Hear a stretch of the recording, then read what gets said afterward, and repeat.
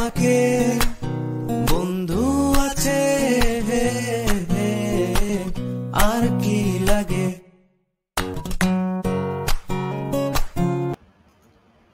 শুভ সন্ধ্যা বন্ধুরা। আমরা ঠিক সময় মতোই আসতে পেরেছি। আশা করি সবাইকে প্রথমে জানাচ্ছি ঈদের শুভেচ্ছা, এবং তোমরা যে যেখানে আছো বাংলাদেশ এবং বাংলাদেশের বাইরে সবাই ঈদের শুভেচ্ছা গ্রহণ করো। আমরা এখনই আমাদের অনুষ্ঠান শুরু করতে যাচ্ছি। আজকে আমি হচ্ছে প্রথমেই আমি হচ্ছে মঞ্চে আহ্বান করছি সারোয়ার মোর্শেদকে। সারোয়ার, হ্যালো, ঈদ মোবারক। আবার চলে আসছি, আমার চেহারা তোমরা দেখতেই থাকবা। এরপরে আজকে আমাদের পারফর্মার, প্রথমে লেডিস ফার্স্ট দিয়ে শুরু করি, সোমা কাজী। এরপরে আমাদের ডাক্তার সাহেব হেলাল উদ্দিন। এরপরে হচ্ছে নয়নকে নিয়ে আসতে হইলো, নয়ন ছাড়া তো আবার কিছু দেখা যায় না। এরপরে আসছে টুটু। তোমাদের সবাইকে অসংখ্য ধন্যবাদ যে তোমরা ঠিক সময় মতো অংশগ্রহণ করেছো। এটা একটা, হ্যাঁ, আমরা লাইভে ঢুকে গেছি এবং অলরেডি আমাদের বন্ধু সংখ্যা বাড়ছে। তো বন্ধুরা, তোমরা সবাই আমাদের সাথে থেকো। আমরা পরবর্তী 1 ঘন্টা তোমাদেরকে কবিতা শোনাবো, তোমাদের সাথে গল্প হবে, আড্ডা হবে। মানে কবিতার ফাঁকে ফাঁকে আড্ডা, আড্ডার ফাঁকে ফাঁকে কবিতা অবশ্যই না। আচ্ছা, তো ইমন, হ্যাঁ, একটু এখানে দুজনকে একটু জরিমানা করতে হবে আমার মনে হয়, কারণ আমরা মাঝখানে উপরে 3 জন লাল দেখাচ্ছে, মানে কাছাকাছি। তোমারটা একটু মেরুন মেরুন হয়ে গেছে। সোমা খুব সুন্দর একটা লাল কালারের, পুরো লাল না, শাড়ি পরে আসছে, খুব সুন্দর লাগতেছে সোমাকে। নয়নও হয়ে পরে আসছে, কিন্তু মাঝখান দিয়ে হেলাল আর টুটুল বেগুনি কালার পরে আসছে। এটা কি লাল? বোধহয় মেসেজগুলো দেখে নাই না এখানে। সরোয়ার, হ্যাঁ সরোয়ার, বলো। ঈদ মোবারক। আচ্ছা, প্রথমে বলি, সোমা আসলে মনে করে দিয়েছে যে আজকে লাল পড়তে হবে। ভুলে গিয়েছিলাম, সোমা মনে করে দিয়েছে। সোমার শাড়ি দেখে আমরা দৌড় মারলাম, প্রথমে আমি দৌড় মারলাম, তারপরে আমার পিছনে পিছনে ইমনও দৌড় মারলো। আচ্ছা, টুটুল আর হেলালকে কি আমরা 2 মিনিট সময় দিব নাকি একটু লাল জামা কাপড় পরে আসার জন্য? হ্যাঁ, যদি থেকে থাকে। শুরু করো, একজন অন্য কেউ শুরু করুক, ওই ফাঁকে আমি লাল। হ্যাঁ, যেহেতু হচ্ছে তোমার একেবারে পারফেক্ট পজিশনে আছে হচ্ছে সোমা কাজী, তো আমি আসলে আহ্বান করব সোমা কাজীকে দিয়ে আমরা শুরু করি। ওকে। হ্যাঁ, শোনা যাচ্ছে আমাকে একদম পুরোপুরি? হ্যাঁ, শোনা যাচ্ছে। তো সোমা আমাদেরকে কি শোনাবে আজকে? হ্যাঁ, আমি প্রথমে একটু কথা বলি, তারপর আমি কবিতাতে চলে যাব। হাই বন্ধুরা, কেমন আছেন? ছোট্ট করে বলি, ঠিক আজকে এই মুহূর্তে হয়তো আমরা ছাদে গিয়ে চাটা আনতে পারবো না, তবে ডেফিনেটলি আমরা জোছনায় উদ্ভাস করতে পারবো। প্যান্ডামিক সিচুয়েশনের কারণে আমরা ঘর থেকে বের হতে পারছি না যদিও, কিন্তু বাসায় বসে ঠিক আমরা আনন্দ উদ্ভাসিত হতে পারবো। আর এই পরিক্রমার অংশ হিসেবে আজকে আমাদের এই আনন্দ আয়োজন, আমাদের কবিতার আড্ডা। বন্ধু সরোয়ার, তোমাকে আসলে কৃতজ্ঞতা শব্দটা খুবই ছোট হবে, ধন্যবাদও যাবে না, তবে অনিঃশেষ ভালোবাসা গ্রহণ করো। আর আমার বন্ধুরা, দোস্তরা, ভীষণ শুভকামনা নাও, ঈদ মোবারক নাও, অনেক অনেক কবিতা নাও, অনেক অনেক উচ্ছ্বাস আমার তরফ থেকে নাও। আর আমাদের সাথে থাকো, আমাদের পাশে থাকো। আমি আমার কবিতায় চলে যাচ্ছি। আমার প্রথম পরিবেশনা লিখেছেন জয় গোস্বামী, মালতী বালা বালিকা বিদ্যালয়। যদি আমাকে জিজ্ঞেস করো বেনিমাধু, বেনিমাধু, তোমার বাড়ি যাব। বেনিমাধু, তুমি কি আর আমার কথা ভাবো? বেনিমাধু, মোহনবাসী তমালি তরুমূলে বাজিয়েছিল। আমি তখন মালতী স্কুলে দেশকে বসে অঙ্ক করি, ছোট্ট ক্লাস ঘর, বাইরে দিদিমণির পাশে দিদিমণির পর। আমি তখন নবম শ্রেণী, আমি তখন শাড়ি। আলাপ হলো বেনিমাধব, সুলেখেদের বাড়ি। বেনিমাধব, বেনিমাধব, লেখাপড়ায় ভালো, শহর থেকে বেড়াতে এলে আমার রং কালো। তোমায় দেখে একদরে পালিয়ে গেছি ঘরে। বেনিমাধব, আমার বাবা দোকানে কাজ করে। কুঞ্জে অলি গুঞ্জে তবু ফুটেছে মঞ্জরি। সন্ধেবেলা পড়তে বসে অঙ্কে ভুল করি। আমি তখন নবম শ্রেণী, আমি তখন 16। ব্রিজের ধারে বেনিমাধব লুকিয়ে দেখা হলো। বেনিমাধব, বেনিমাধব, এতদিনের পরে সত্যি বলো, সেসব কথা এখনো মনে পড়ে? সেসব কথা বলেছো তুমি তোমার প্রেমিকাকে? আমি কেবল একটি দিন তোমার পাশে তাকে দেখেছিলেন আলোর নিচে, অপূর্ব সে আলো, স্বীকার করে দুজনকে মানিয়েছিল ভালো। জুড়িয়ে দিল চোখ আমার, পুড়িয়ে দিল চোখ, বাড়িতে এসে বলেছিলাম ওদের ভালো হোক। রাতে এখন ঘুমোতে যায় একতলার ওই ঘরে, মেঝের উপর বিছানা পাতা, জোছনা এসে পড়ে। আমার পরে জীবন ছিল চোরাপথের বাঁকে মিলিয়ে গেছে, জানি না আজ কার সঙ্গে থাকে। আজ জুটেছে কাল কি হবে, কালের ঘরে শুনি আমি এখন এ পাড়ায় সেলাই দিদিমণি। তবু আগুন বেনিমাধব, আগুন চলে কই, কেমন হবে আমিও যদি নষ্ট মেয়ে হই। ধন্যবাদ।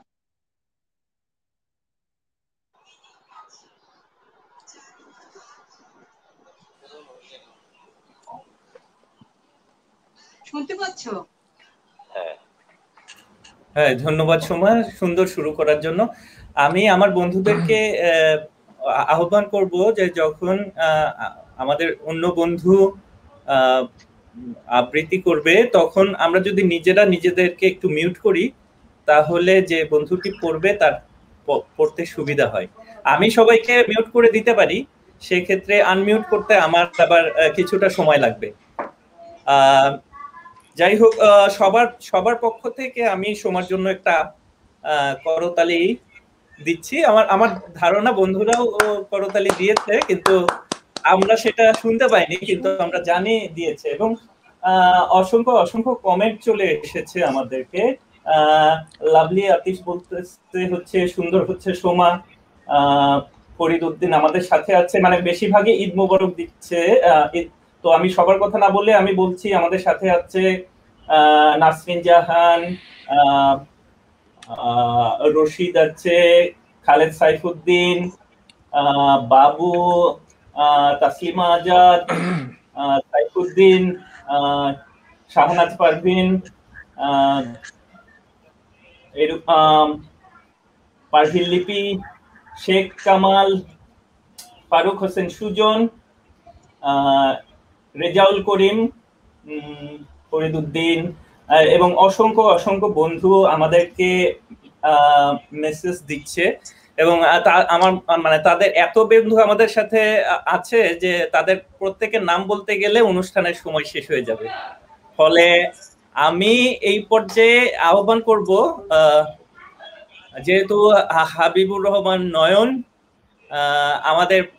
আমার জানা মতে প্রথমবারের মতো আমাদের এই প্ল্যাটফর্মে কবিতা পড়ছো, সো যেহেতু ঈদের অনুষ্ঠান আমরা র্যাগ ওকে দিব না, তারপরেও আমি ওকে আহ্বান করবো যে তুমি তোমার যদি ছোট্ট একটা পরিচয় দিয়ে তুমি বন্ধুদের কবিতা শোনাও।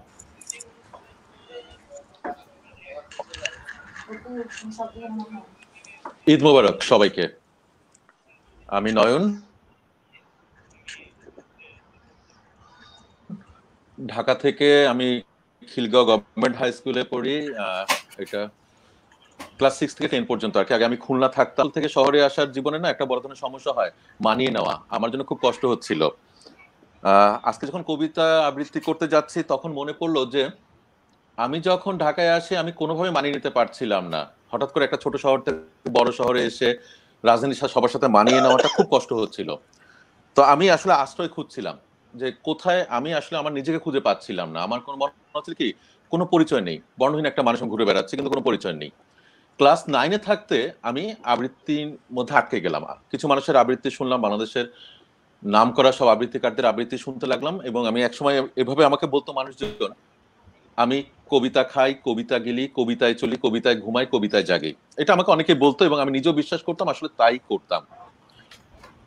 ইন্টারেস্টিংলি আজকে আমি যেই ডায়েরি থেকে কবিতা খুঁজে বের করেছি সেটা হচ্ছে আমার সেই 93-94 সালে যে কবিতাগুলো আমি লিখেছিলাম সেই কবিতাগুলোই চেষ্টা করছি সেখান থেকে আবৃত্তি করার। দীর্ঘ সময় ধরে কোনো চর্চা নেই, বলতে গেলে আসলে ফাঁকিবাজ হয়ে গেছি। জীবনের অনেক কিছুর প্রাপ্তির একটা বড় কারণ হয়েছে আমার এই আবৃত্তি, এটা আমি সব থেকে বেশি ভালো জানি। তো আমি বেশি কথা বাড়াবো না।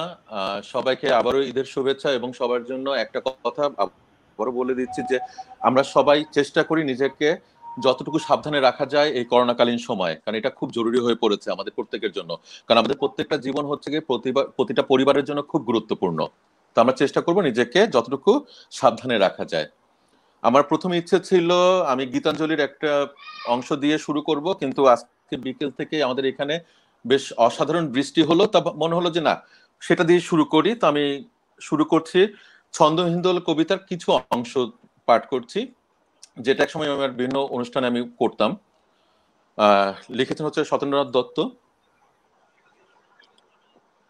মেঘলা থমথম সূর্য ইন্দু, ডুবল বাদলায় দুলল সিন্ধু, হেম কদম্বে তৃণ স্তম্ভে ফুটল হর্ষের অশ্রুবিন্দু, মৌন নৃত্যে মগ্ন খঞ্জন, মেঘ সমুদ্রে চলছে মন্থন, দগ্ধ দৃষ্টি বিশ্ব সৃষ্টির মুগ্ধ নেত্রে স্নিগ্ধ অঞ্জন, গ্রীষ্ম নিঃশেষ যাচ্ছে আশ্বাস, লাগছে গায়ে কার গৌরী নিঃশ্বাস, চিত্তনন্দন দৈবী চন্দন, ঝরছে বিশ্বের ভাসছে দিশপাশ, ভাসছে বিলখাল ভাসছে বিলকুল, ঝাপসা ঝাপটায় হাসছে জুঁই ফুল, ধন্য শিস্তার করছে বিস্তার, তলিয়ে বন্যায় জাগেছে জুলজুল, সান্দ্র বর্ষণ হর্ষ কল্লোল, ঝিল্লি গুঞ্জন মঞ্জু হিল্লোল, মূর্ছে বিন আর মূর্ছে বিনকার, মূর্ছে বর্ষার ছন্দ হিন্দোল, মূর্ছে বর্ষার ছন্দ হিন্দোল, মূর্ছে বর্ষার ছন্দ হিন্দোল। ধন্যবাদ সবাইকে।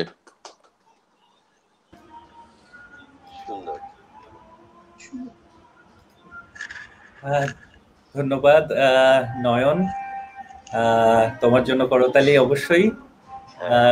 অসংখ্য অসংখ্য বন্ধুরা তোমাকে শুভকামনা জানিয়েছে, তোমাকে সবাই অভিনন্দন জানিয়েছে। আমরা আমরা অবশ্যই ফাঁকে ফাঁকে কমেন্ট গুলো পড়ার চেষ্টা করব, কিন্তু আমরা একটা রাউন্ড ঘুরে এসে আমরা কমেন্ট গুলো পড়ার চেষ্টা করব। আর তোমরাও হচ্ছে অনুষ্ঠান শেষ হয়ে গেলে তোমাদের জন্য মানে যারা তোমার এই আকালে স্বপ্ন দেখছে, যারা এই আকালে একটা কবিতার অনুষ্ঠান দেখছে তাও অনলাইনে, আমার মনে হয় তাদের কাছে কৃতজ্ঞতার কোনো শেষ আমাদের নাই। আসলে এই পর্যায়ে আমি ডাক্তার হেলাল উদ্দিনকে আমি আহ্বান জানাবো যে তুমি আমাদেরকে কবিতা শোনাবে। ধন্যবাদ। আসলে ক্লাব 94 এটি আমাদের ভালোবাসার জায়গা। তো তো কবিতা আসলে শোনানোর বিষয় না, কবিতা পড়বো আসলে, যেই দীর্ঘকাল চর্চা না থাকলে যেটা হয়, নানা ব্যস্ততা বা নানা কারণে যেটা হয়ে থাকে। তো যেহেতু ভালোবাসার জায়গা, আমি বেশ প্রচলিত আমার প্রিয় কবি হেলাল হাফিজের একটা কবিতা, সবাই হয়তো এটা শুনেছে, এই জন্য চেনা জানা পরিচিত কবিতা দিয়ে শুরু করছি। যাতায়াত। কেউ জানে না আমার কেন এমন হলো, কেন আমার দিন কাটে না, রাত কাটে না, রাত কাটে তো ভোর দেখি না, কেন আমার হাতের মাঝে হাত থাকে না, কেউ জানে না, কেউ জানে না। নষ্ট রাখির কষ্ট নিয়ে অতটা পথ একলা এলাম, পিছন থেকে কেউ বলেনি করুণ পথিক, দুপুর রোদে গাছের ছায়ায় একটু বসে জিরিয়ে নিও, কেউ বলেনি ভালো থেকো, সুখেই থেকো। যুগল চোখে জলের ভাষায় আসার সময় কেউ বলেনি মাথার কসম আবার এসো। জন্মাবধি ভিতরে এক রঙিন পাখি কেঁদেই গেল, শুনলো না কেউ ধ্রুপদী ডাক, চৈত্রা আগুনে জ্বলে গেল আমার বুকের গেরস্তালি। বলল না কেউ তরুণ তাপস, এই নে চারু শীতল কলস। লন্ড ভন্ড হয়ে গেলাম, তবু এলাম। ক্যাঙ্গারু তার শাবক নিয়ে যেমন করে বিপদ পেরোয়, আমিও ঠিক তেমনি করে সভ্যতার শুভ্রতাকে বুকে নিয়ে দুঃসময়ে অতটা পথ একলা এলাম, শুশ্রূষাহীন, কেউ ডাকেনি তবু এলাম, বলতে এলাম ভালোবাসি, ভালোবাসি, ভালোবাসি। অসাধারণ হেলাল। এবং ডাক্তার হেলাল খুবই ব্যস্ত একজন মানুষ, আমি জানি। ও একটা হচ্ছে ডাক্তারি তো পেশা আছেই, আর একটা হচ্ছে এই তো তালি দিয়ে দিচ্ছি, ডাক্তারি পেশা আছে এবং সম্প্রতি সে বঙ্গবন্ধু মেডিকেল বিশ্ববিদ্যালয়ের সহকারী প্রক্টর হিসেবে বোধহয় দায়িত্ব প্রাপ্ত হয়েছে। এই কারণে সকল বন্ধুদের পক্ষ থেকে অবশ্যই হেলালকে শুভেচ্ছা। এবং এরকম ব্যস্ত একটা মানুষ মানে কবিতা পড়তে আসে, সিজনাল পড়ে কিন্তু তাও তো পড়ে। হ্যাঁ, এই কারণে হচ্ছে সবার পক্ষ থেকে শুভেচ্ছা। আর বিষয়টা হচ্ছে এরকম যে কবিতার ভূত কখন কার ঘাড়ে চাপবে এটা কেউ জানে না, এবং এইটা খুবই কঠিন ভূত। আমার মনে হয় না কোনো ওঝার সাধ্য আছে যে এই ভূত ঘাট থেকে নামায়। তো এই পর্যায়ে আমি হচ্ছে টুটুল নাথকে বলবো, যদিও টুটুল নাথ সম্ভবত টুটুল নাথের বাসায় থেকে বিদ্যুৎ দা সম্ভবত রাগ করে চলে গেছে, তাই না? হ্যাঁ, আমার বিদ্যুৎ চলে গেছে, এখন মোবাইল ডাটা দিয়ে চালাচ্ছি। শোনা যাচ্ছে আমাকে? হ্যাঁ, শোনা যাচ্ছে। তুমি, আমি আশা করব যে অতি তাড়াতাড়ি তুমি বিদ্যুৎ দার মান ভাঙায়া তুমি বাসায় ফিরে নিয়ে আসবা। তো দেখি তুমি। আমি স্পষ্ট শুনতে পাচ্ছি না, আমার একটু বেজে বেজে আসতেছে। আচ্ছা, তোমার শুনতে হবে না, আমরা তোমাকে শুনছি। তুমি হ্যাঁ, তুমি পড়ো। আমরা শুনতে পাচ্ছি। বন্ধুরা, সবাইকে ঈদের শুভেচ্ছা, ঈদ মোবারক। আমি এখন পাঠ করব কবি জেরিন আহমেদ ইফতের লেখা আমার একটা মানুষ আছে কবিতাতে।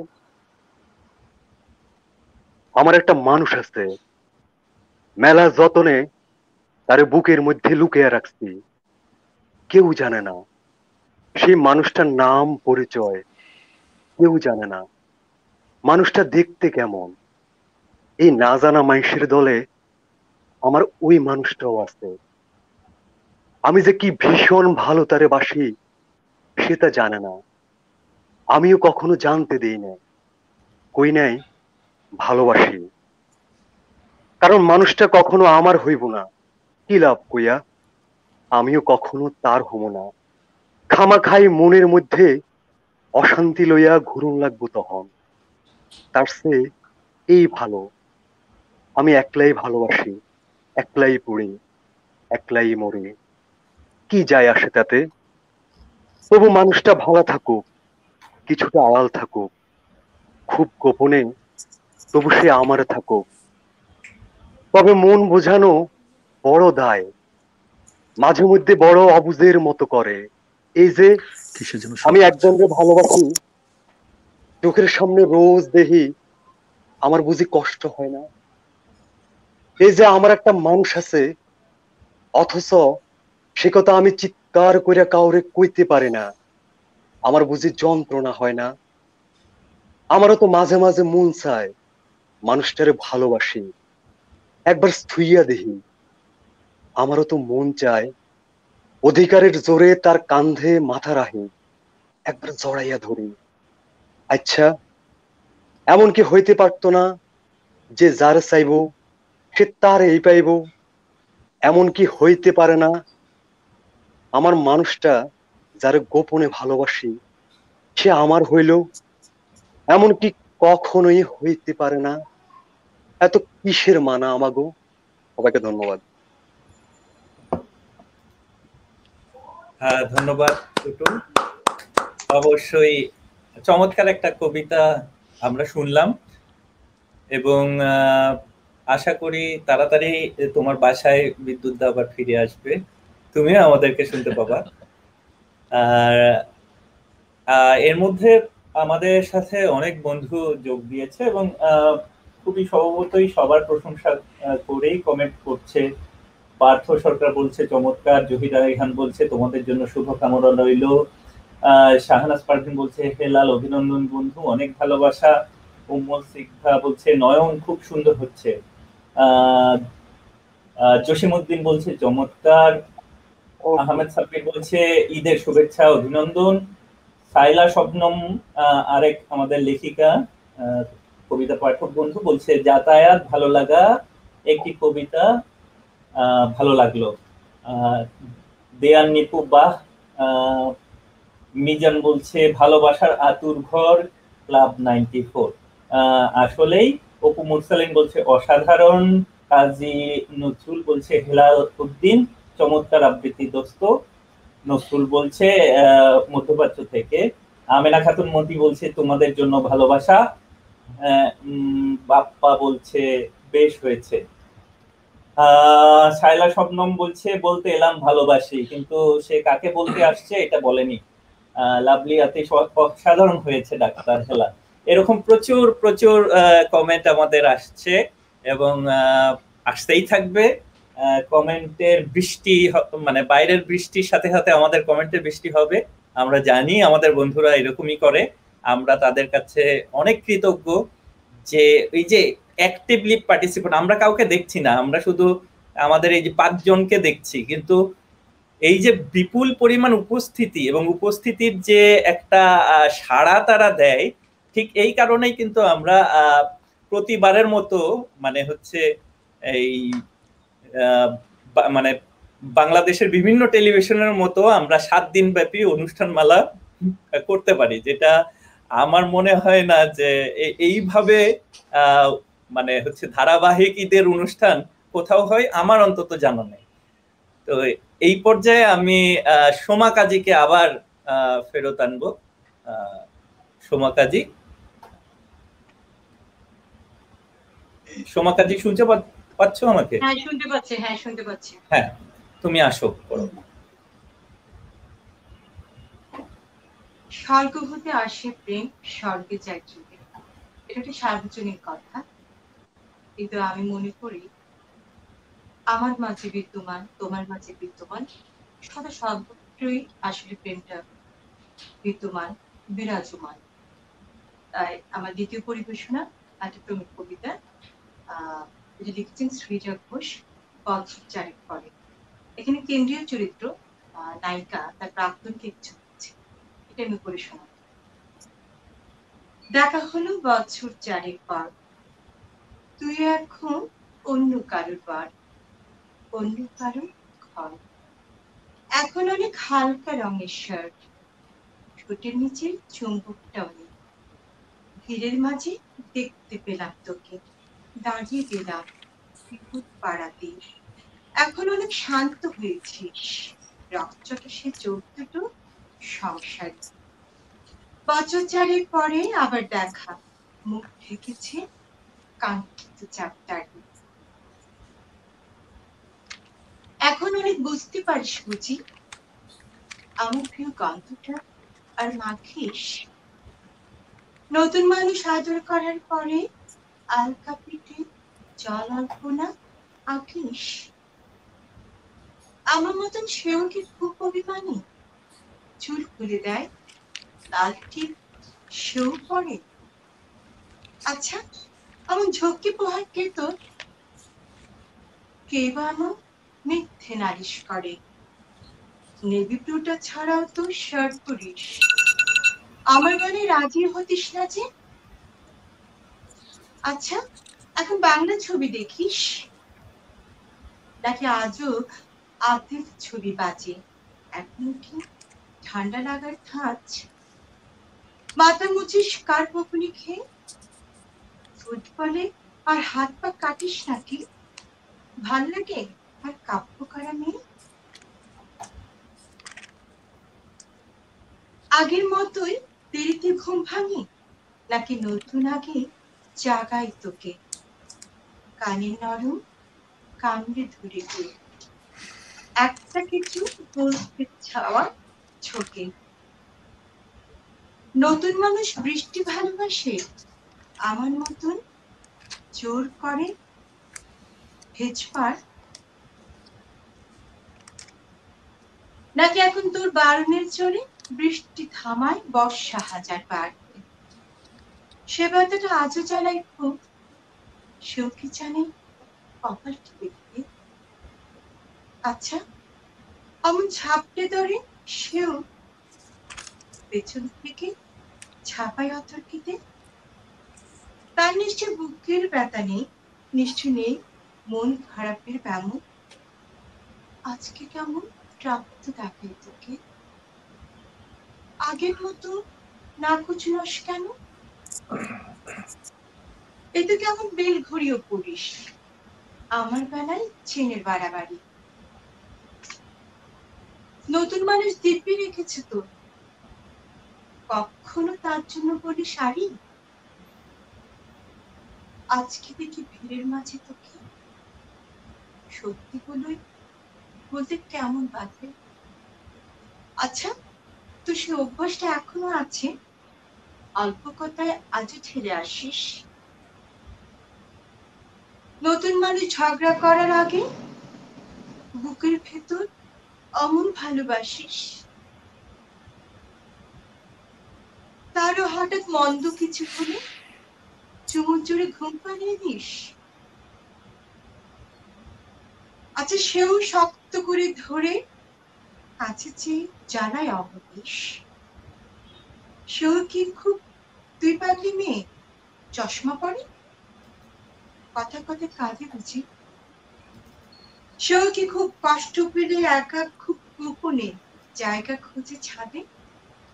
সেও বুঝি খুব বকবকি নয়, স্বল্পবাসী চাইতে যেমন তুই। আজকে কেমন নরম রাখে তোকে,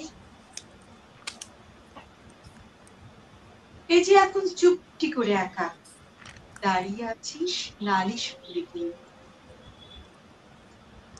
নতুন মানুষ নতুন নতুন প্রেমে খুব পেতেছি শক্ত করে, আমার মতো ও কি এত ভোগে? শরীর খারাপ হলেই তোকে চাই। বিদঘুটে সব গান শুনলে ওরও সমস্ত রাগ এমনি কেটে যায়। ইনসোমনিক সে নিশ্চয়ই নয়, রাত জাগবার ঝক্কিটা আর নেই। ভীষণ ভিড়ে লুকিয়ে দেখি তোকে, হারিয়ে যাব ও চোখ ফেরালে। তোকে দেখে সুখী মনে হলো, হয়তো নতুন ঘরে এসে আলো। আমার মতো জানা না আর কেউ, নতুন মানুষ আমার চেয়েও ভালো। দেখা হলো বছর 4 পর, তুই এখনো আমার একার, আমার একার ঘর, আমার একার ঘর।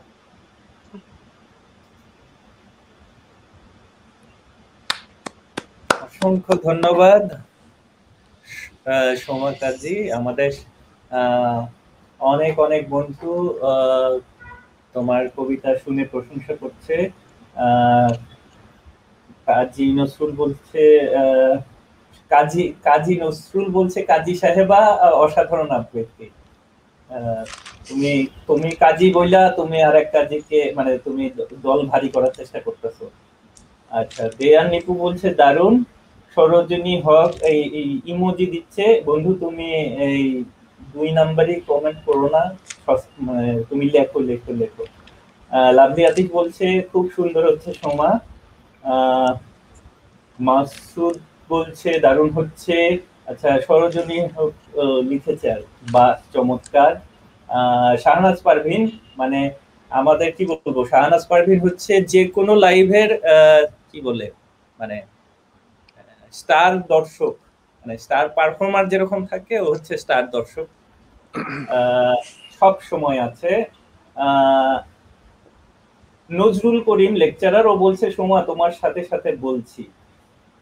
সিঙ্ক হয়েছে কিনা আমরা বলতে পারবো না, তুমি ভালো বিচার করতে পারবা, তুমি সাথে সাথে বলতে পারছো কি পারোনি। নাসরিন জাহান দারুণ সোমা। এইদিকে মানে সবাই বলছে অসাধারণ হচ্ছে। আসল কথা হচ্ছে যে তোমরা বন্ধুরা আমাদের সাথে আছো বলেই আমরা একটু ইয়ে পাই আর কি, সাহস পাই। আর কিছুক্ষণ আগে আমার হাবিব নয়নের সাথে কথা হচ্ছিল, আমি নয়নকে বলছিলাম যে আমাদের বন্ধুরা এত ভালো যে তুমি বুঝতেই পারবে না যে তুমি হচ্ছে প্রথম আজকে পড়ছো বা কে প্রথম কে দ্বিতীয়, লম্বা বিরতির পর। হ্যাঁ, এগুলা আমাদের ভেতরে নাই আর কি, আমরা সবাই রাজা আমাদের এই রাজার রাজত্বে। তো এই জন্য এই কথা বলতে বলতেই তোমার কাছেই যাব।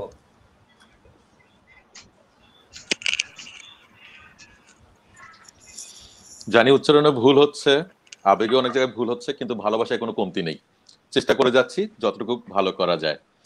এখন করছি সোনার মেডেল পূর্ণেন্দু পুত্রীর। বাবু মশাইরা, গাগ্রাম থেকে ধুলো মাটি ঘষতে ঘষতে আপনাদের কাছে এসেছি।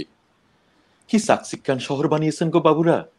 রোদ পড়লে জ্যোৎস্না লাগলে মনে হয় কালকে উটের গা থেকে ঝসে পড়া রূপোর তৈরি একখান লম্বা খোলস। মনের উনুনে ভাতের হাড়ি হা হয়ে আছে খিদায়, চাল ডাল তরি তরকারি শাক পাতা কিচ্ছু নেই, কিন্তু জল ফুলছে টকপুরিয়ে। বাবু মশাইরা, লোকে বলেছিল ভালুকের নাচ দেখালে আপনারা নাকি পয়সা দেন। যখন যেমন বললেন নেচে নেচে হদ্দ, পয়সা দিবেননি। লোকে বলেছিল ভানুমতির খেল দেখালে আপনারা নাকি সোনার মেডেল দেন। নিজের করাতে নিজেকে দুখান করে আবার জোরে দেখালুম। আকাশ থেকে সোনালি পাখির ডিম পেড়ে আপনাদের ভেসে খাওয়ালুম গরম আমলেট। বাজা গাছে বানিয়ে দিলুম ফুলের ঘুঙুর, সোনার মেডেল দিবেন না। বাবু মশাইরা, সেই ল্যাংটো বেড়া থেকে বড় শখ ঘরে ফিরবো বুকে সোনার মেডেল টাঙিয়ে, আর বউ বাচ্চাদের মুখে ফাটা কাপাস তোলার হাসি ফুটিয়ে বলবো, দেখিস আমি মারা গেলে আমার গা থেকে গজাবে চন্দনের বন। সোনার মেডেল দিবেন না। ধন্যবাদ।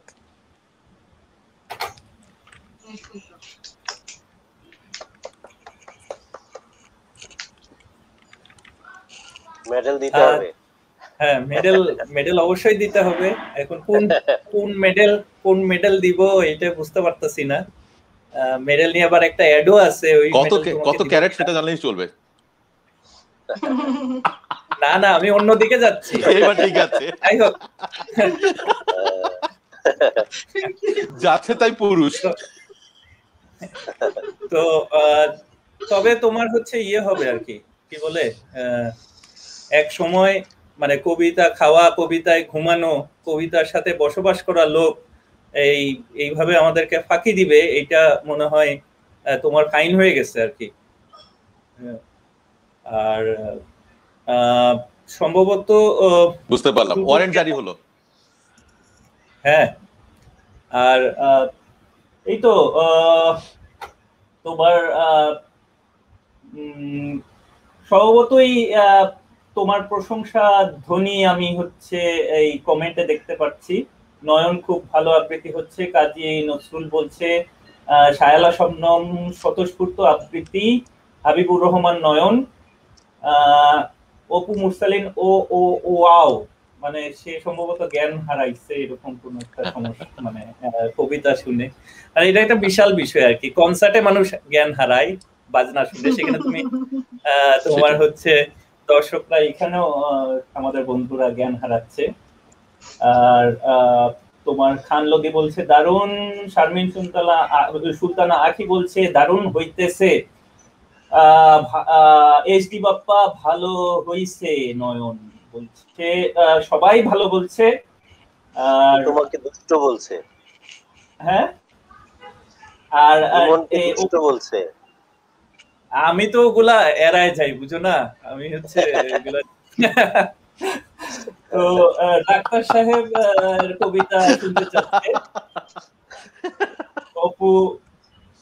অপু মুরসালিন ডাক্তার সাহেবের কবিতা শুনতে যাচ্ছে। তো অবশ্যই আমরা হচ্ছে তার ইচ্ছার প্রতিফলনে আমরা ডাক্তার সাহেবের কাছে যাব, কারণ ডাক্তার সাহেব ছাড়া উপায়ও নাই আমার কাছে, কারণ আমাদের হচ্ছে টুটুল মনে হয় হচ্ছে বিদ্যুৎদাকে ধরে আনতে গেছে। আমরা আশা করব তাড়াতাড়ি সে বিদ্যুৎদাকে ফিরে পাবে। আমেনা খাতুন মনি বলছে নয়নের কণ্ঠস্বর খুব পরিণত, বলিষ্ঠ কণ্ঠস্বর। আমেনা খাতুন মনি ও আমাদের একজন বাচিক শিল্পী, ফলে ধরো এক আর্টিস্ট যখন আরেক আর্টিস্টের প্রশংসা করে তখন ধরে নিতে হবে যে ভালো বলেই করে। আর এই পর্যায়ে আমি যাচ্ছি হচ্ছে ডাক্তার হেলাল হাফিজ, এবং আমি জানি যে ওর প্রিয় কবির তালিকাও ও জানি না কি কারণে হেলাল উদ্দিন হেলাল হাফিজের খুবই ভক্ত। আমি জানি না এটা রহস্য কি, তোমার নামের সাথে মিল আছে এই কারণে নাকি এমনিতেই ভালো লাগে? তার লেখাগুলোই ভালো লাগে এই কারণে, মানে জীবনধর্মী লেখা মনে হয়, এই কারণে হয়তো বেশি পড়া হয়। তো আমি কি শুরু করব? অবশ্যই। এখন আমি যে কবিতাটা পড়তে চাচ্ছি এটা আমার খুব প্রিয় কবিতা, কিন্তু আমি কখনোই সাহস করে কোথাও পড়িনি। যেহেতু এখানে বন্ধুরা আছে এই কারণে আমি সাহস করছি, ভুল ত্রুটি মার্জনীয়, এটা হচ্ছে বিষয়। আমার বন্ধু নিরঞ্জন, ভাস্কর চৌধুরীর কবিতা। অনেক কথা বলবার আছে আমার, তবে সবার আগে নিরঞ্জনের কথা বলতে হবে আমাকে। নিরঞ্জন আমার বন্ধুর নাম, আর কি কোনো নাম ছিল তার আমি জানতাম না। ওর একজন বান্ধবী ছিল অবশ্য, কিছুদিনের জন্য সে তাকে প্রীতম বলে ডাকতো। ওর বান্ধবীর নাম ছিল জয়লতা। নিরঞ্জন জয়লতা সম্পর্কে আমাকে কিছু বলেনি তেমন। জয়লতাকে কখনো কোনো চিঠি লিখেছিল কিনা সে কথাও আমাকে সে বলেনি। তবে জয়লতার চিঠি আমি দেখেছি। একটা চিঠি ছিল এরকম: প্রীতম, সময় গড়িয়ে যাচ্ছে, তুমি বলেছ এখন দুঃসময়, কিন্তু আমি জানি সব সময় সুসময় যদি কেউ ব্যবহার করতে জানে তাকে। আমি বুঝি বেশি দিন নেই, যদি পারো এক্ষুনি তুলে নাও, নইলে অন্য পুরুষ সিবড়ে খাবে আমাকে। আমার ঘরে বসে সিগারেট টানতে টানতে নিরঞ্জন চিঠিটা চুপ করে এগিয়ে দিয়ে বলেছিল, বিভু, চিঠিটা পড়ুন। আমি প্রথমে পড়তে চাইনি, পরে ওইটুকু পড়ে তার দিকে তাকিয়েছিলাম। না, ওই সিগারেটের ধোঁয়ায় আমি কোনো নারী প্রেম তাড়িত মানুষের ছায়া দেখিনি। ভয়ানক, নির্বিকার। কিছু বললেন না যে? আমি জিজ্ঞেস করেছিলাম। কি বলবো এই ব্যাপারে? কোন ব্যাপারে? এই যে জয়লতা, বাদ দিন। আমি বাদ দিয়েছিলাম। নিরঞ্জন আমার ঘরের বসে অনেকক্ষণ সিগারেট টেনে টেনে ঘরটাকে অন্ধকার করে রেখে চলে গিয়েছিল সেদিন। জয়লতার সঙ্গে অন্য পুরুষের বিয়ে হয়েছিল। আমি জয়লতা এবং অন্য পুরুষটিকে দেখেছি বারবার এই বিশ্ববিদ্যালয়ে। জয়লতা আরো দেমাগী, আরো সুন্দরী হয়ে উঠেছিল। অন্য পুরুষ ছিবড়ে খেলে মেয়েরা বুঝি আরো সুন্দরী হতে থাকে। এ কথার সূত্রে সেদিন নিরঞ্জন আমাকে বলেছিল, মানুষকে এত ক্ষুদ্রাত্বে নেবেন না, মানুষ এত বড় যে আপনি যদি মানুষ শব্দটি একবার উচ্চারণ করেন, যদি অন্তর থেকে করেন উচ্চারণ, যদি বোঝেন এবং উচ্চারণ করেন মানুষ, তো আপনি কাঁদবেন। আমি মানুষের পক্ষে, মানুষের সঙ্গে এবং মানুষের জন্য। হ্যাঁ, মানুষের মুক্তির জন্য নিরঞ্জন মিছিল করত। আমি শুনেছি নিরঞ্জন বলেছে, তুমি দুষ্কৃতী মারো, বাঙালি মারো, হিন্দু মুসলমান মারো, গেরিলা তামিল মারো, এভাবে যাকেই যেখানে মারো না কেন, ইতিহাস লিখবে এত মানুষ মরেছে। বড়ই করুণ, বড়ই দুঃখজনক। শক্তির সপক্ষে তুমি যারই মৃত্যু উল্লেখ করে উল্লাস করো না কেন, মনে রেখো মানুষই মরছে। এই ভয়ঙ্কর সত্যি কথা নিরঞ্জন বলেছিল। মিছিলে হাত উঠিয়ে বলেছিল, এভাবে মানুষ মারা চলবে না, মানুষকে বাঁচতে দাও। নিরঞ্জন আমার বন্ধু, নিরঞ্জন বাঁচেনি। তার উদ্যত হাতে লেগেছিল মানুষের হাতে বানানো বন্দুকের গুলি, বুকেও লেগেছিল, যেখান থেকে মানুষ শব্দটি বড় পবিত্রতায় বেরিয়ে আসতো। সে লাশ, আমার বন্ধু নিরঞ্জনের লাশ। আমি দেখেছি রক্তাক্ত ছিন্ন ভিন্ন লাশ। মানুষ কাঁধে করে তাকে বয়ে এনেছিল মানুষের কাছে। জয়লতা সে লাশ দেখেছিল কিনা সে প্রশ্ন উঠছে না। দেখলেও যদি কেঁদে থাকে সে প্রকাশ্যে অথবা গোপনে, তাতে নিরঞ্জনের কোনো লাভ হয়নি। মানুষ কেঁদেছিল, আমি জানি, তাতে নিরঞ্জনের লাভ ছিল। নিরঞ্জন প্রমাণ করতে পেরেছিল গতকাল মিছিলে আইন অমান্যের অভিযোগে যেই দুষ্কৃতী মারা গিয়েছে তার নাম নিরঞ্জন, সে আসলে মানুষ। ধন্যবাদ বন্ধুরা। অসাধারণ বন্ধু, মানে এটা সব সময়েরই কবিতা। সব সময়ের কবিতা বলতে আমরা সব সময় মানুষ বাদ দিয়ে আমাদের অন্য যে একটা পরিচয় আছে, যে প্রথমে আমি মানুষ, তারপরে তো আমি বাঙালি না বাংলাদেশি, নারী না পুরুষ, হিন্দু না মুসলিম, বৃদ্ধ না বৃদ্ধা, এগুলা হচ্ছে আমার সেকেন্ডারি পরিচয়। প্রথম পরিচয়তে আমি মানুষ। তো আমি আমি মানে আমরা চারপাশে হচ্ছে ছেলে দেখি, মেয়ে দেখি, বিএনপি দেখি, আওয়ামী লীগ দেখি, তারপরে দেখি হচ্ছে হিন্দু, বৌদ্ধ, খ্রিস্টান, কিন্তু আমরা তো মানুষ দেখি না। তো আমরা অবশ্যই এখন থেকে হচ্ছে মানুষ দেখার চেষ্টা করব, সেকেন্ডারি পরিচয়টা যার যার মতো থাক। তো অসংখ্য ধন্যবাদ। তোমার জন্য একটা সুখ সংবাদ আছে হেলাল, সেটা হচ্ছে যে সারোয়ার তোমার যে জরিমানা করেছিল সেটা হচ্ছে মওকুফ করে দিচ্ছে।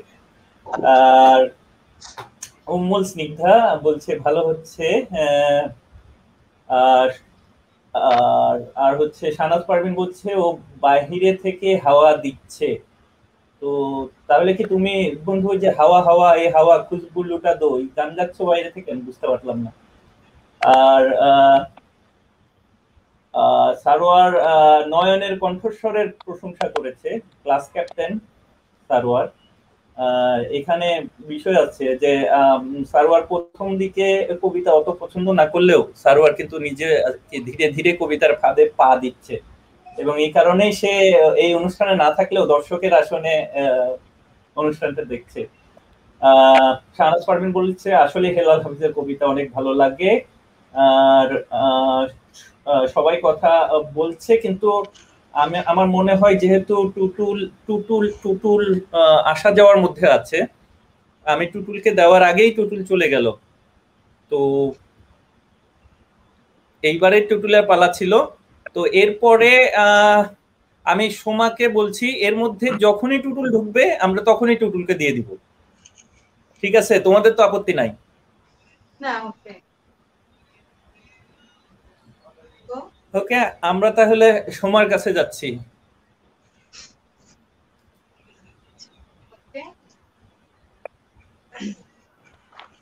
আমি এখন নির্মলেন্দ্র গুণের একটা কবিতা আবৃত্তি করছি। শুধুমাত্র আমি জায়গাটা একটু আমার সুন্দর দৃষ্টি। আমার ভালোবাসা কিংবা প্রেম সংক্রান্ত কোন স্মৃতি যাকে ঠিক ভালোবাসা কিংবা প্রেম বলা যায়। একদিন নাগের টাকায় বিন্দু বিন্দু ঘাম টুকটি বুঝছিল, দেখিস তোর বর তোকে খুব ভালোবাসবে, সে আমার প্রেম। অদ্যাবধি সে আমার কল্পনায় প্রথম পুরুষের ভালোবাসা পাওয়া। হঠাৎ যৌবন ছোঁয়া কোন কিশোরী প্রথম প্রণয়। এছাড়া ভালোবাসা কিংবা প্রেমের কাছাকাছি আর কোন স্মৃতি যাকে কি ভালোবাসা কিংবা প্রেম বলা যায়। একদিন নখ কাটতে কাটতে প্রেমে শিশির হয়ে রক্ত ঝরেছিল। জাটুলি রক্তাক্ত ক্ষত ধুয়ে মুছে দিয়ে প্রমোদ বলেছিল, আমি তোর চিরকালের শত্রু। আমি আজও শত্রু মিত্রের তফাৎ বুঝি না। নিজেরই শত্রু হয়ে আজও আমি অপেক্ষমান স্মৃতির সম্মুখে এসে দাঁড়াই। আমার ভালোবাসা কিংবা প্রেমের কাছাকাছি আর কোন স্মৃতি নেই যাকে ঠিক ভালোবাসা কিংবা প্রেম বলা যায়। আমার একাকী জীবন নিঃসঙ্গতা বুঝেনি শুদ্ধ প্রেমিকতা আমারই সবধনা। স্মৃতিতে রঙিন চাঁদ মেখে নিয়ে বলেছিল, চল কদিন আমার বাড়ি সমুদ্রে হাওয়াই খেয়ে কাটাবি। আজও সেই সমুদ্র, আজও সে একমাত্র ভালো লাগা। আমার ভালোবাসা কিংবা প্রেমের কাছাকাছি আর কোন স্মৃতি নেই যাকে ঠিক ভালোবাসা কিংবা প্রেম বলা যায়।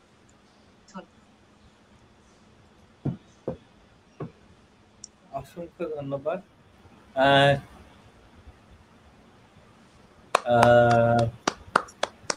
তোমার হচ্ছে টুটুল আসলেই প্রবলেমে পড়েছে, ও আমাকে মেসেজ করেছে যে ঢুকতে পারছে না। আমরাও বলতে চাই যে আমরা তোমাকে মিস করছি এবং আমাদের বন্ধুরাও মিস করছে অবশ্যই। সবাই প্রশংসা করছে। আর সারওয়ার মোর্শেদ বলছে সোমার কথার ফুলঝুরি নিয়ে বসে থাকে সব সময়। ওই আমি তো আশেপাশে কোনো ঝুড়ি দেখতে পাচ্ছি না। যাই হোক, আমরা হলো পরবর্তী চলে যাই, নয়নের কাছে চলে যাই, কারণ নয়নের কাছে যেতেই হচ্ছে। নয়ন দিয়ে আমরা দেখি অন্য ভুবন।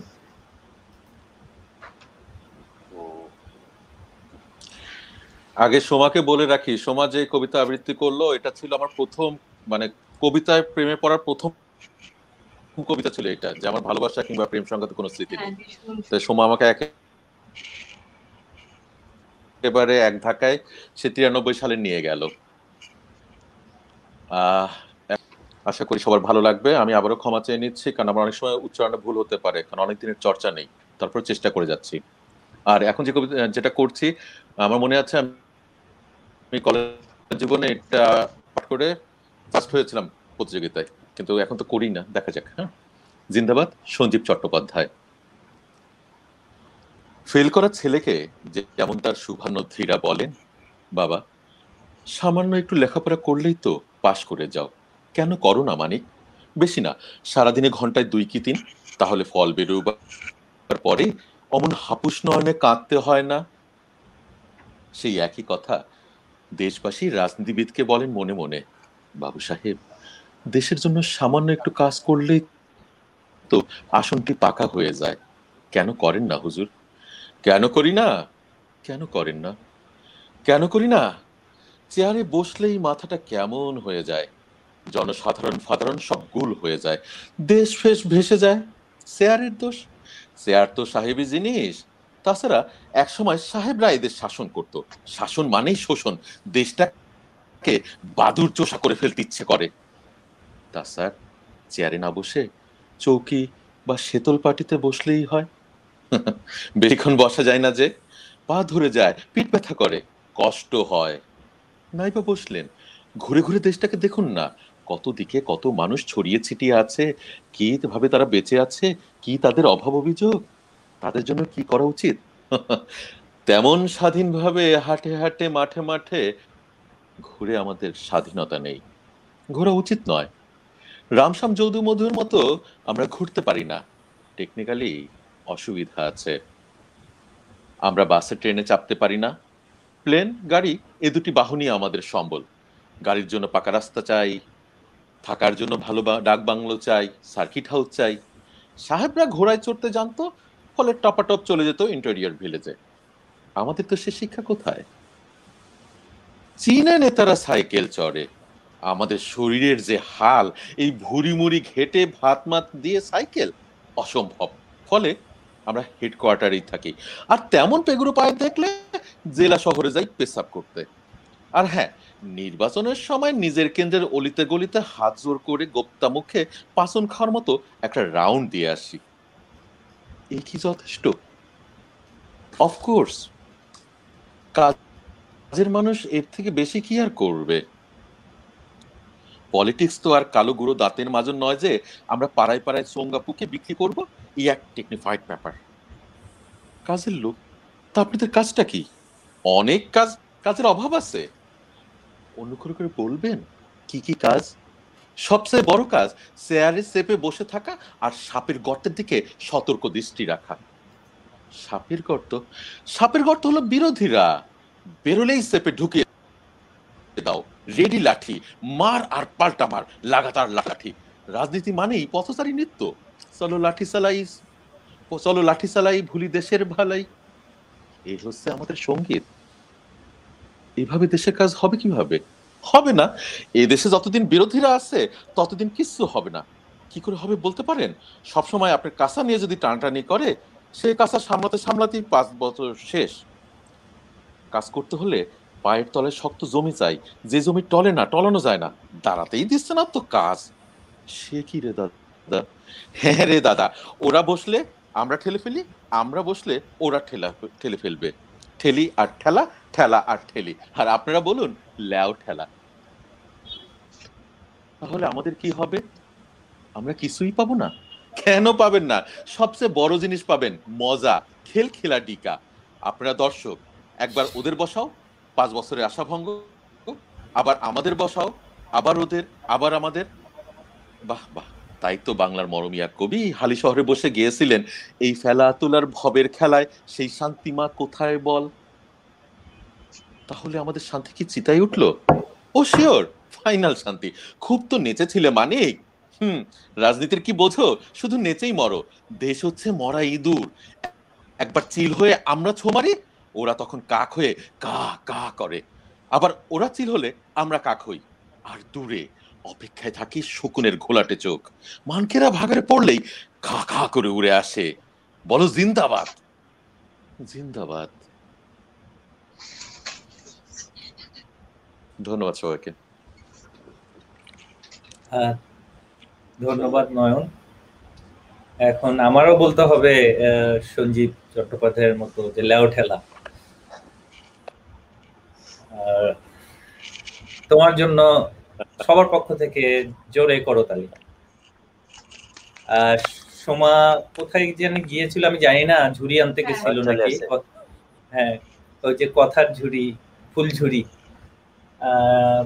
আমাদের বন্ধুরা সবাই প্রশংসা করছে। ইটি খানম বলছে সোমা কাজী চমৎকার হয়েছে আবৃত্তি। বাপ্পি দাম বলছে অসাধারণ দোস্ত সোমা কাজী সুন্দর হচ্ছে বলছে আফরোজা সুলতানা। শাহাদাত হোসেন মাসুদ বলছে অসাধারণ হয়েছে, চমৎকার হয়েছে। উম্মুন স্নিগ্ধা বলছে চমৎকার আবৃত্তি সোমা।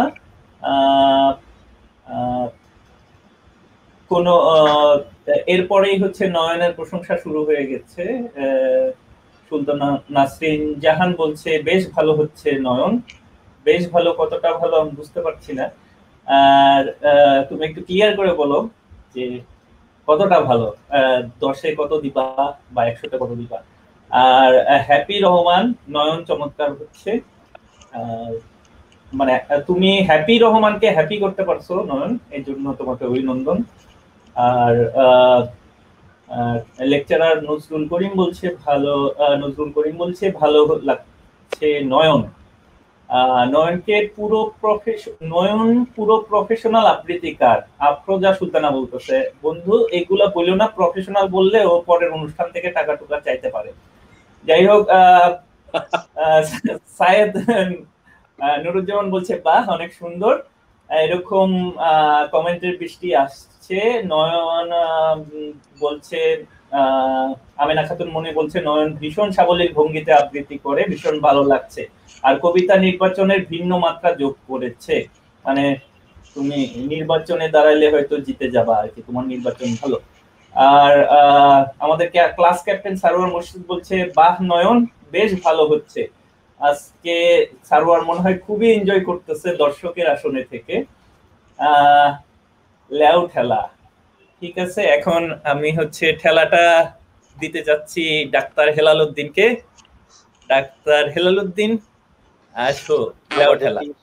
আমাদের সময় কতক্ষণ আসলে? 9টায় আমাদের সময় শেষ, কিন্তু বিশেষ বিবেচনায় আর কি আমাদের ক্লাস ক্যাপ্টেন পরীক্ষার কিছুটা সময় বেরিয়ে, মানে না আমি ছোট কবিতা পড়বো না, আমরা আরো আরামসে আমরা হচ্ছে আরো 15-20 মিনিট করতে পারবো। তো তুমি যাও। আমি সৈয়দ শামসুল হকের পরিচিত কবিতাই পড়ছি, যেহেতু পরিচিত জনদের মাঝে আছি এই জন্য। নুরুল দিনের সারা জীবন। নীলক্ষা আকাশ নীল, হাজার হাজার তারা ওই নীলে অগণিত, আর নিচে গ্রাম গঞ্জ হাট জনপদ, লোকালয় আছে 69,000। ধবল দুধের মতো জ্যোৎস্না তার ঢালিতেছে চাঁদ পূর্ণিমায়।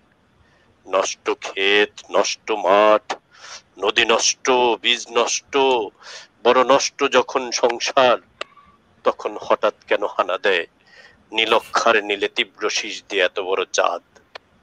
অতি অকস্মাৎ স্তব্ধতার দেহ ছিঁড়ে কোন ধ্বনি কোন শব্দ কিসের প্রপাত।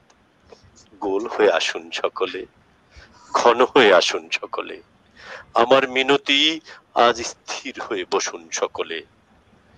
অতীত হঠাৎ হানা দেয় মানুষের বদ্ধ দরজায়। এই তীব্র স্বচ্ছ পূর্ণিমায় নুরুল দিনের কথা মনে পড়ে যায়।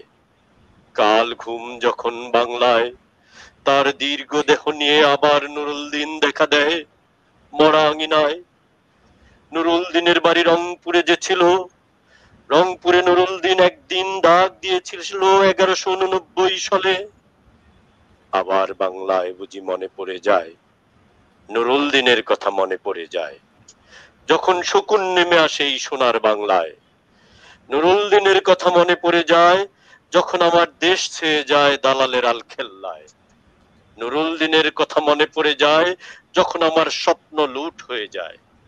নুরুল দিনের কথা মনে পড়ে যায় যখন আমার কণ্ঠ বাজেয়াপ্ত করে নিয়ে যায়। নুরুল দিনের কথা মনে পড়ে যায় যখন আমারই দেশে আমারই দেহ থেকে রক্ত ঝরে যায় ইতিহাসের প্রতিটি পৃষ্ঠায়। আসুন আসুন তবে আজ এই প্রশস্ত প্রান্তরে, যখন স্মৃতির দুধ জ্যোৎস্নার সাথে ঝরে পড়ে, তখন কে থাকে ঘুমে কে থাকে ভিতরে, কে একা নিঃসঙ্গ বসে অশ্রুপাত করে। সমস্ত নদীর অশ্রু অবশেষে ব্রহ্মপুত্রে মেশে। নুরুল দিনের কথা যেন সারা দেশে পাহাড়ি ঢলের মতো এসে সমস্ত ভাষায়। অবাগা মানুষ যেন জেগে ওঠে আবার এ আশায় যে আবার নুরুল দিন একদিন আসিবে বাংলায়। আবার নুরুল দিন একদিন কাল পূর্ণিমায় দিবে ডাক, জাগো বাহে কুণ্ঠে সবাই। অসাধারণ কবিতা। এমনি মানে তোমার হচ্ছে লোম তোমার হচ্ছে খাড়া খাড়া হয়ে যায় এইটা শুনলে। তো এইটা একটা ভালো ইয়ে যাদের আমার মতো চুল কম আছে, নাপিতের কাছে বসে এই কবিতা যদি তুমি আবৃত্তি করো তাহলে ধরো চুল খাড়া খাড়া হয়ে গেল, কাটতে সুবিধা হইল। কবিতার অনেক ধরনের সুবিধা আছে, আমরা সেগুলো নেই না, এখন থেকে আমরা নিব। যেমন ধরো আমার বন্ধু এসডি বাপ্পা মন্তব্য করেছে যে সে নাকি কবিতার প্রেমে পড়ে গেছে। দেখো ট্রিকি ব্যাপার, এখন কবিতা নাকি কবিতা মানে কবিতা আপা এগুলা কিন্তু বলেনি, বুঝছো? তো কবিতায় ধরো এরকম সুযোগ আছে, তুমি অনেক কথা মনে করো যে বলে দিতে পারো, সুযোগ নিতে পারো। তো এই পর্যায়ে হচ্ছে আমি যেহেতু সময় আমাদের নাই, তো আমি কমেন্টের দিকে কম যাচ্ছি, আমি এখন সোমার দিকে যাচ্ছি আর কি। ঘুরে ফিরে একই আবুতে আসলে আমি হয়তো আমি শেষ পরিবেশনা করতে পারি। মনে থাকবে লিখেছি। আর পরের জন্মে বয়স যখন 16 সঠিক, আমরা তখন প্রেমে পড়ব। মনে থাকবে বুকের মধ্যে মস্ত বড় ছাদ থাকবে, শীতল পাটি বিছিয়ে দেব, সন্ধে হলে বসবো দুজন, একটা দুটো খসবে তারা, হঠাৎ তোমার চোখের পাতায় তারার চোখে জল করাবে, কান্ত কবির গান গাইবে, তখন আমি চুপটি করে দু চোখ করে থাকবো যে মনে থাকবে। এ জন্মে দূরত্বটা পরের জন্মে ঠিক চুকিয়ে দেব, এ জন্মের চুলের গন্ধটা পরের জন্মে থাকে যেন, এই জন্মের মাতাল চাওয়া পরের জন্ম থাকে যেন, মনে থাকবে। আমি হব উড়ন চণ্ডী এবং খানিক উস্কো, এই জন্মের পরিপাট্য সবার আগে খুঁচিয়ে দেব, তুমি কাঁদলে গভীর সুখে এক নিমিষে সবটুকু জল শুষে নেব, মনে থাকবে। পরের জন্ম কবি হব, তোমায় নিয়ে হাজার খালি গান বাঁধব, তোমার অমন ওষ্ঠ নিয়ে নাকছাবি আর নুপুর নিয়ে গান পানি মেলায় মেলায় বাউল হয়ে ঘুরে বেড়াবো, মনে থাকবে। আর কিছু হই বা না হই, পরের জন্মে ঠিক আমি তিতাস হব, দোলমঞ্চের আগে হব, শিউলিতলার দুঃখ হব, শরৎকালের আকাশ দেখার অনন্ত নীল সকাল হব, এসব কিছু হই বা না হই, তোমার কিন্তু পুরুষ হব, মনে থাকবে।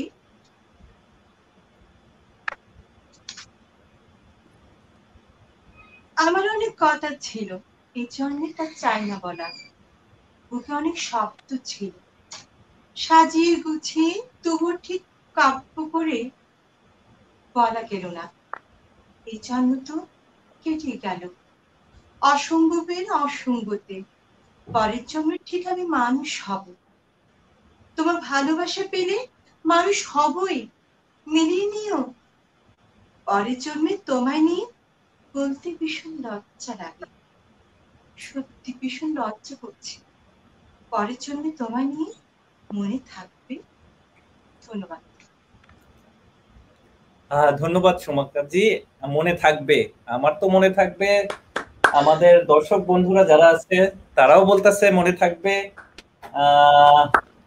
তোমার প্রত্যেকে কমেন্টে বলতেছে মনে থাকবে।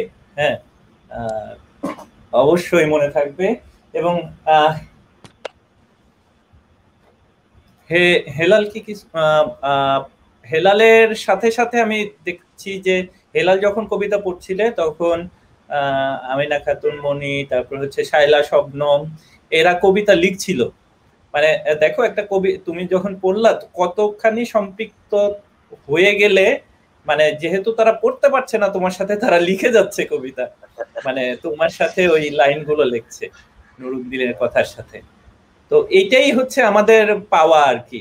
1 ঘন্টায় তুমি যদি বলো যে মানে ক্লাব 94 থেকে কি পাওয়া যায়, হ্যাঁ, আমি বলবো হচ্ছে ক্লাব 94 থেকে কিছু ভালো বন্ধু পাওয়া যায় যাদেরকে তুমি বলা যায়, মানে ক্রমশই কিন্তু আমাদের তুমি বলার মানুষ কমে আসছে।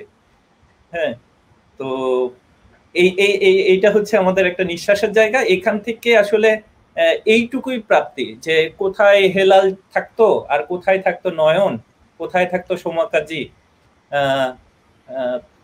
কিন্তু এই প্ল্যাটফর্মের কারণে আমরা কিছু সমমানসিকতার সমবয়সী লোকদের পাচ্ছি। এরপরে আর কি চাওয়ার থাকতে পারে এই বয়সে এসে আমি অন্তত জানি না। তো আমি বেশি সময় নিয়ে নিচ্ছি, সময় জোরে যাচ্ছে। নয়ন,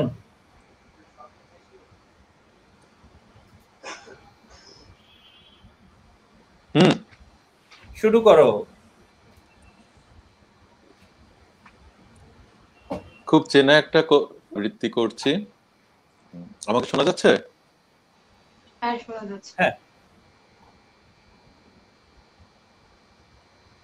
আচ্ছা, খুব চেনা একটা কবিতা আবৃত্তি করছি, আশা করি সবার ভিতরে ভিতরে কবিতা চলতে থাকবে। পল্লী কবি জসিমউদ্দিনের প্রতিদান।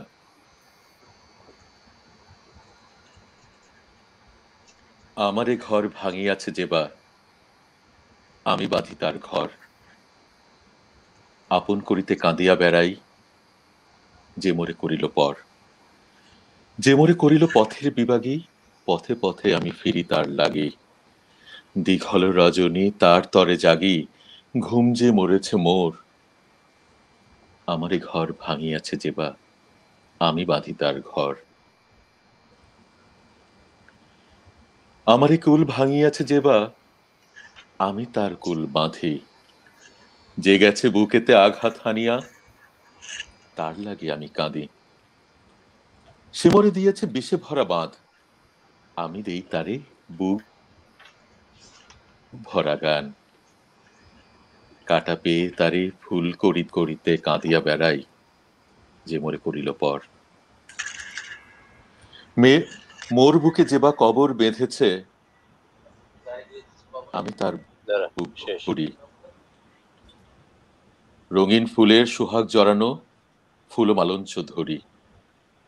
যে মুখে সে কহে নিঠুরিয়া বাণী, আমি লই সখী তারই মুখখানি। কত ঠাঁই হতে কত কি যে আনি, সাজাই নিরন্তর আপন করিতে কাঁদি। ধন্যবাদ। খুব সুন্দর নয়ন। আমি শুধু ধরো নিরপেক্ষ দৃষ্টিকোণ থেকে এই কথাই বলবো, তুমি আসলে তোমার কণ্ঠের প্রতি অবিচার করতেছো আর কি।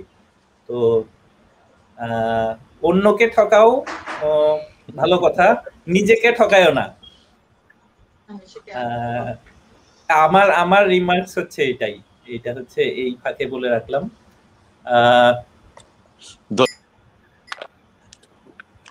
আমাদের যেহেতু আরো কিছুটা সময় আছে, আমরা পাচ্ছি। যদিও হচ্ছে দুঃখ লাগছে আমার ওই টুটুলের জন্য, কারণ ওর সময়টাই কিন্তু তোমরা ব্যবহার করতে পারছো। তো তোমরা একটা ধন্যবাদ দিয়ে দিও, যদিও আমরা এই ধন্যবাদ দিতে চাই না, আমরা ওকেই চেয়েছিলাম, কিন্তু সময় বেরহম, প্রযুক্তিও বেরহম, বিদ্যুৎদা খুবই খারাপ কাজ করলো আজকে। তো হেলালের কাছে যাচ্ছি। আরেকদিন নেওয়া হবে।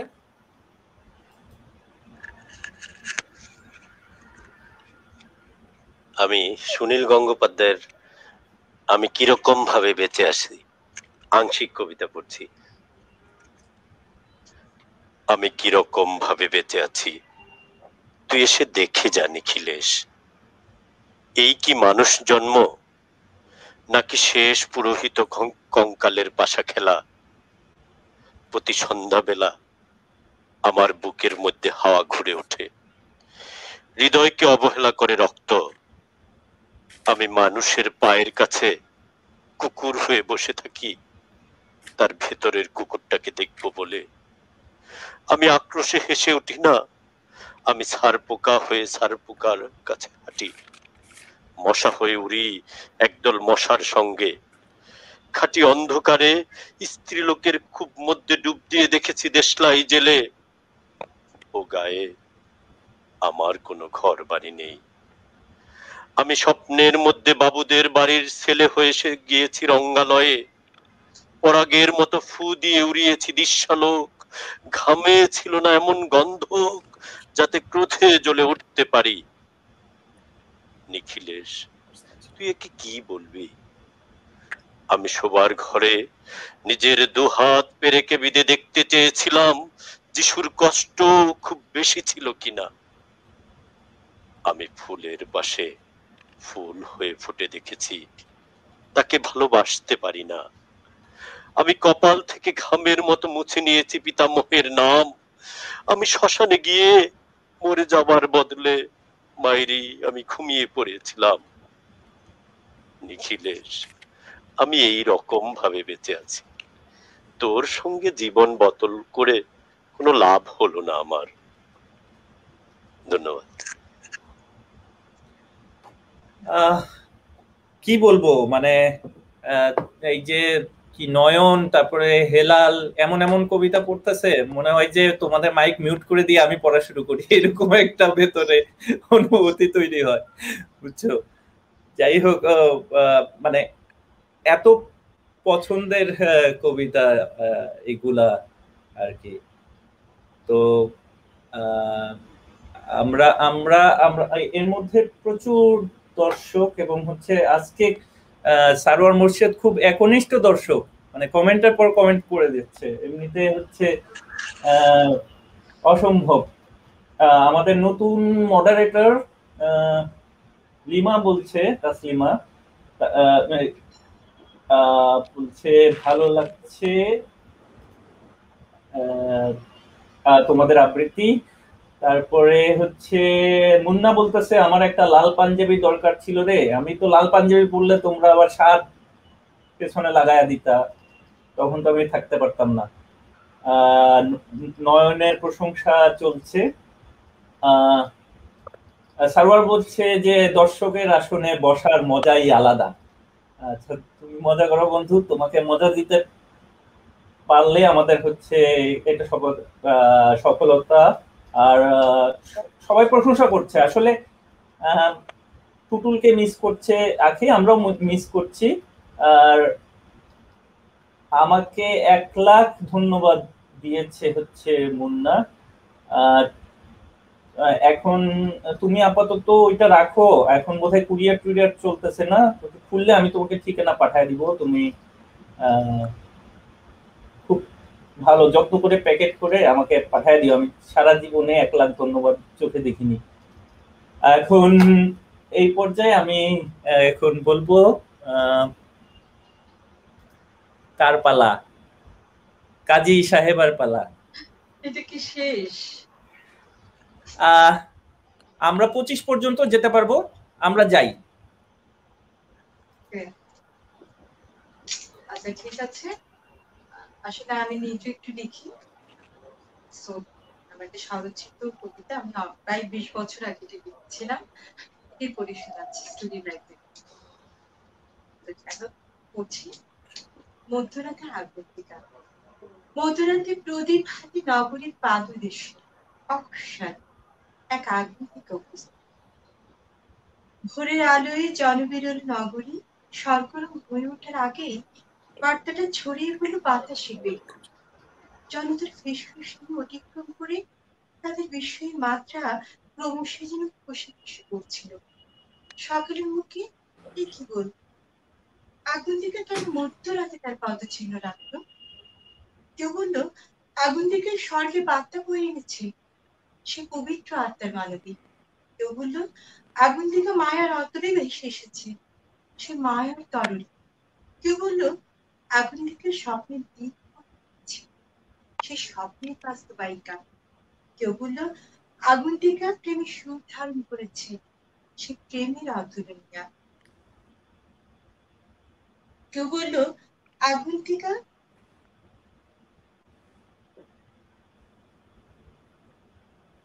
আলিয়ার রূপ ধরে এসেছে সে নিশ্চিত ধ্বংসলীলা।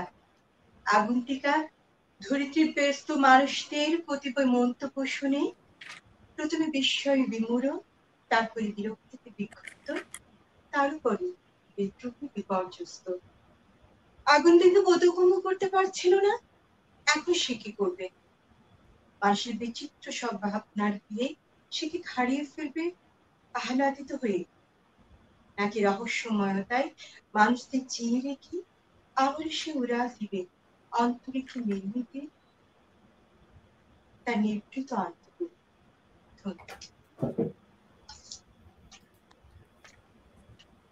ধন্যবাদ সোমা কাজী।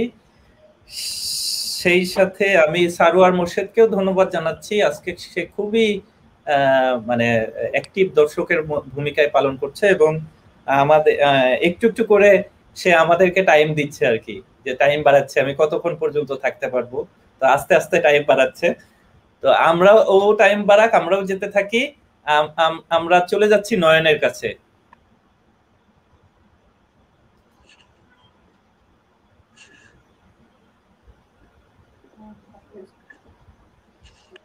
নয়ন, আমার এখানে মনে নেটওয়ার্কে মনে কিছুটা যন্ত্রণা করছে আর কি। আমি এখন করব হচ্ছে আমার সেই গল্পটা এখনো শেষ হয়নি। শোনো, পাহাড়টা আগেই বলেছি ভালোবেসে ছিল মেঘকে। 20 বছরের ছোকরা, সে তো আগেই শুনেছ। সেদিন ছিল পাহাড়টার জন্মদিন।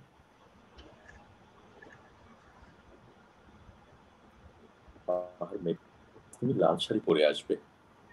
মেঘ পাহাড়কে বললে, আজ স্নান করিয়ে দেবো চন্দনের জলে। ভালোবাসলে নারীরা হয়ে যায় নরম নদী।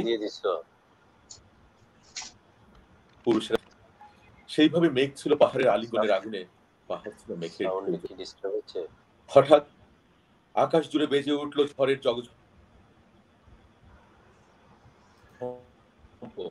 ঝাঁকড়া চুল উড়িয়ে ছিনতাইয়ের ভঙ্গিতে উঠছেই তোর বিয়ে। এখনো শেষ হয়নি গল্পটা। বজ্রের সঙ্গে মেঘের বিয়ে হয়ে গেল ঠিকই, কিন্তু পাহাড়কে সে কোনোদিনও ভুলতে পারলো না। বিশ্বাস না হয়তো চিরে দেখতে পারো পাহাড়ের হাড় পাথর।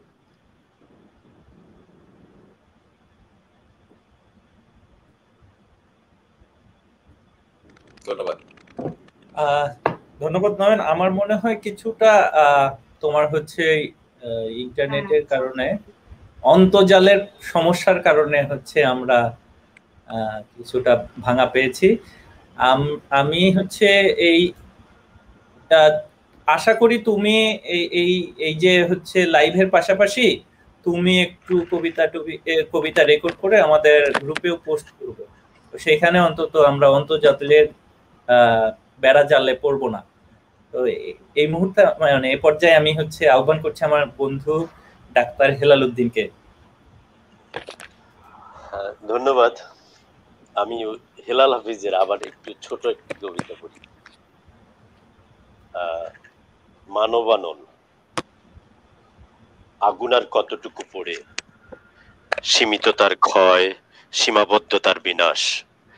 মানুষের মতো আর নয় অত আগুনের সোনালী সন্ত্রাস। আগুনে পোড়ালে তবু কিছু রাখে, তবু কিছু থাকে, হোক না তা ধূসর ধুধু রং ছাই। মানুষে পোড়ালে আর কিছুই রাখে না, কিছুই থাকে না, খাখা বিরান, আমার কিছুই নাই। আমি কি আরেকটা কবিতা পড়বো হেলাল হাফিজের? হ্যাঁ, তুমি আরেকটা পড়ো, সময় আছে। সবচেয়ে খুশি হইতো তোমার হচ্ছে সারোয়ার ছোট কবিতা শুনলে খুশি হয়ে যায়। আচ্ছা তুমি পড়ো। পড়ছি।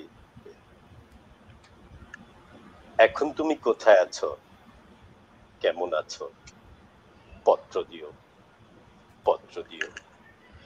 এক বিকেলে মেলায় কেনা খামখেয়ালির তালপাখাটা খুব নিশীতে তোমার হাতে কেমন আছে, পত্র দিও, পত্র দিও।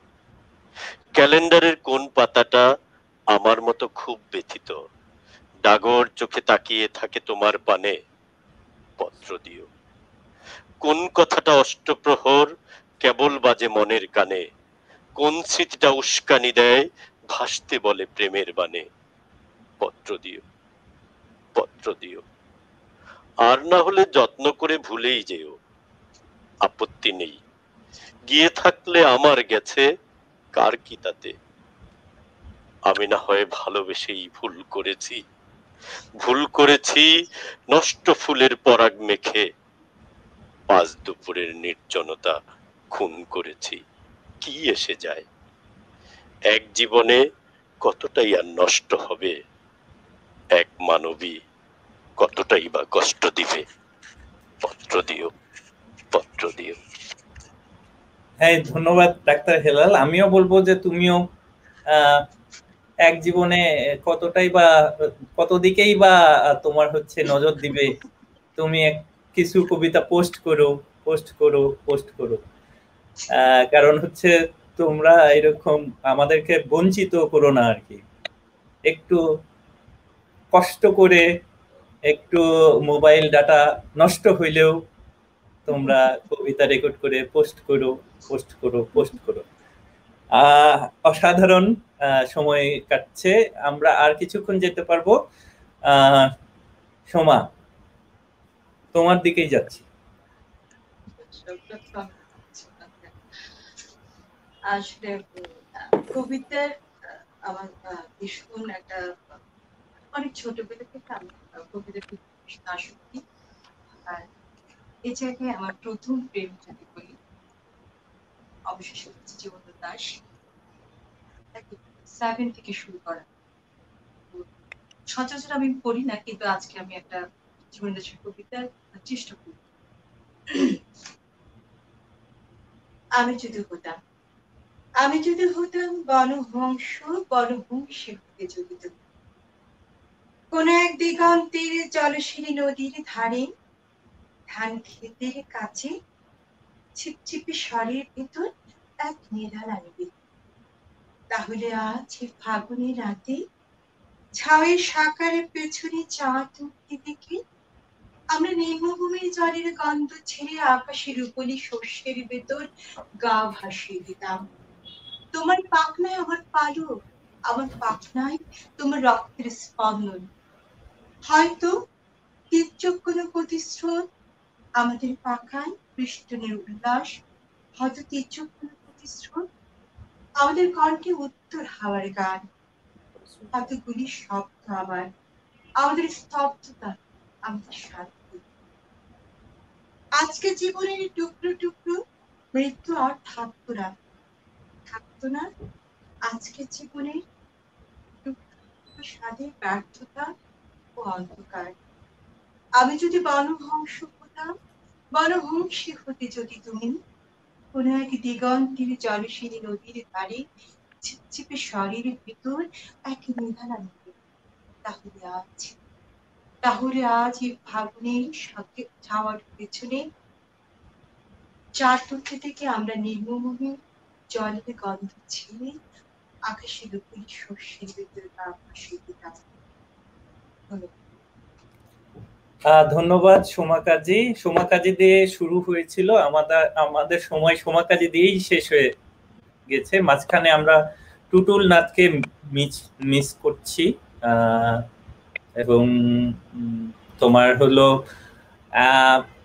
এখন আমাদের বিদায় নেওয়া পালা। সাধারণত যেটা হয় যে যদি পেছনে কোনো অনুষ্ঠান না থাকে আমি অনেক কমেন্ট পড়ি, কারণ হচ্ছে যারা আমাদের সাথে আমাদের অনুষ্ঠানটা দেখছে, এত কষ্ট করে লিখছে, তাদের জন্যই আসলে আমাদের অনুষ্ঠান, সেই কারণে পড়ি। কিন্তু যেহেতু সময় আমাদের পরেই আর একটা অনুষ্ঠান শুরু হবে, আমাদের বন্ধু রাশেদ গান গাইবে, রাশেদ প্রস্তুত, ফলে আমাদের এখনই বিদায় নিতে হবে। ডাক্তার হেলাল এবং হচ্ছে নয়ন, তোমরা যদি আমাদের বন্ধুদের উদ্দেশ্যে কিছু বলো।